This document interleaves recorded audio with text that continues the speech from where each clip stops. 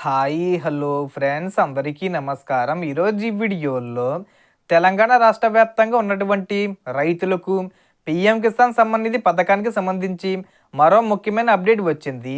22వ విడత రూ. 2,000 ఈ జనవరి నెలలో విడుదల చేయబోతున్నారు.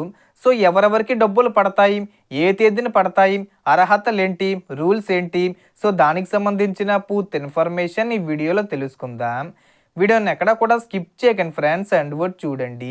వీడియో స్టార్ట్ చేసే ముందు మీకు ఒక small request friends, TG government నుంచి మరియు సెంట్రల్ గవర్నమెంట్ నుంచి రైతులకు సంబంధించి మరియు ఇతర పథకాలకు సంబంధించి ఏ చిన్న అప్డేట్ వచ్చినా మీరు మిస్ కాకుండా ఉండాలంటే వెంటనే మన ఛానల్ని సబ్స్క్రైబ్ చేసుకోండి. అండ్ సబ్స్క్రైబ్ చేసుకున్న వాళ్ళందరూ కూడా సబ్స్క్రైబ్ బటన్ పక్కనున్న గంట సింబల్లో ఆల్ అని పెట్టుకోవడం మర్చిపోకండి ఫ్రెండ్స్. ఇలా పెట్టుకోవడం వల్ల నేను పెట్టే ప్రతి ఒక్క వీడియో మీరు నోటిఫికేషన్ రూపంలో పొందగలరు.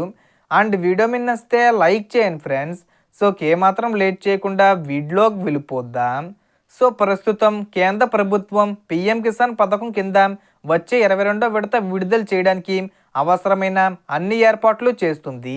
ఈ పథకం కింద రైతులకు ప్రతి సంవత్సరం 3 విడతలుగా మొత్తం 6,000 రూపాయలు అందిస్తారు. ఇప్పటికే చాలామంది రైతులు 21 విడతల వరకు డబ్బులు పొందారు. ఇప్పుడు 22వ విడతకు సంబంధించి రాష్ట్రాల వారీగా లబ్ధిదారుల జాబితాలు సిద్ధం చేసి కేంద్రానికి పంపడం పూర్తయింది. ఆ జాబితాల ఆధారంగా రైతుల ఖాతాల్లోకి నిధులు జమ చేసే చర్యలు జరుగుతున్నాయి. ఈ జనవరి నెలలో 30 తేదీ వచ్చేలోపు, అంటే ఈ జనవరి చివరి వారంలో అయినా ఫిబ్రవరి మొదటి వారంలో అయినా ఈ 22వ విడత డబ్బులు రైతుల బ్యాంక్ ఖాతాల్లో జమ అయ్యే అవకాశం చాలా ఎక్కువగా ఉంది. దాదాపుగా దేశవ్యాప్తంగా 10 కోట్ల మంది రైతుల ఖాతాల్లోకి ఈ డబ్బులు జమ కాబోతున్నాయని కూడా కేంద్ర ప్రభుత్వం తెలిపింది.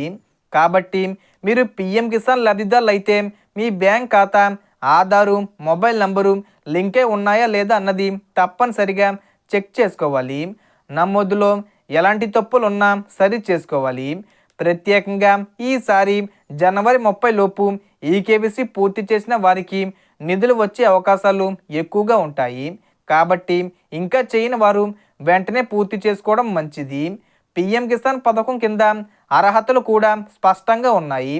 కేవలం భూమి తమ పేరులో ఉండే చిన్న మరియు సన్నకారు రైతులు మాత్రమే లబ్ధిదారులు అవుతారు.